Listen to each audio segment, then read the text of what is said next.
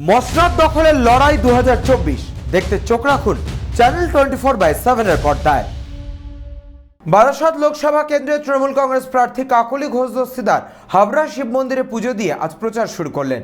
সংবাদ মাধ্যমের মুখোমুখি হয়ে তিনি বলেন 100% তিনি জয়ের বিষয়ে আশাবাদী। পাশাপাশি তিনি স্বপন মজুমদারকে নিয়ে বলেন তার নামে যা অভিযোগ তার দলের কর্মীরা জানে, এ নিয়ে তারা নতুন করে কিছু বলার নেই। 15 বছর ধরে তিনি যা কাজ করেছেন তাই নিয়ে মানুষের সামনে ভোট প্রচারে বলবেন। দেখুন, আমি খুব ধার্মিক মানুষ এবং আমি প্রত্যেকদিন আমার বাড়িতেও প্রতিষ্ঠিত শিব আছে, মহামৃত্যুঞ্জয় জপ করি এবং শিবের আরাধনা করি। এখানে এসে আমি আগেও এসেছি, এখানে অসাধারণ এখানকার শিবলিঙ্গ এবং নিয়ম আচার মেনেই কিন্তু আজকে আমি এখানে আবার পুজো করলাম। আজকে সোমবার, বাবার বার, আমার খুবই ভালো লাগছে। ইলেকশনে প্রচার কিভাবে করছেন? মানুষের কাছে যাচ্ছি, যা 15 বছর কাজ করেছি আমি বা আমাদের মাননীয় মুখ্যমন্ত্রী যা মানুষের স্বার্থে করেছেন সেগুলো মানুষকে বলছি। জেতার ক্ষেত্রে কতটা আশাবাদী? 100%। আপনার বিপক্ষে যে প্রার্থী স্বপন মজুমদার, তাকে নিয়ে বিভিন্ন জায়গায় বিভিন্ন রকমের প্রচার চলছে।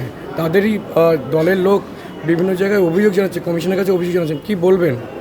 তাদের দলের ব্যাপার, তারা করছে। তাদের যদি প্রার্থী পছন্দ না হয় তারা সেটা করতে পারে, কিন্তু অন্য প্রার্থী বা অন্য কারোর কাজকর্ম নিয়ে আমি কোনো মন্তব্য করব না। আমার কাজ মানুষের কাছে পৌঁছে মানুষের কাজ করা, এবং আমার সঙ্গে এই যে সবাইকে দেখছেন এরা সব মানুষের কাজ করে, এদেরকে সাথে নিয়ে মানুষের কাছে আমরা যাচ্ছি।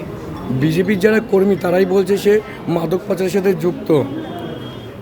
তাদের কাছে নিশ্চয়ই প্রমাণ আছে, তার জেলে যাওয়ার প্রমাণ বা মাদক পাচারের যে চার্জশিট সেগুলো, সেই জন্য তারা বলছে। সেই জন্য আমরা তো এরকম কিছু করতে পারবো না।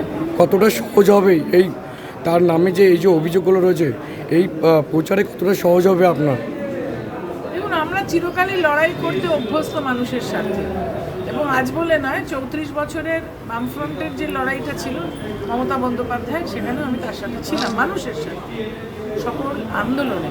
সুতরাং লড়াইটা আমাদের রক্তে রয়েছে এবং আমাদেরকে লড়াই করেই জিততে হবে।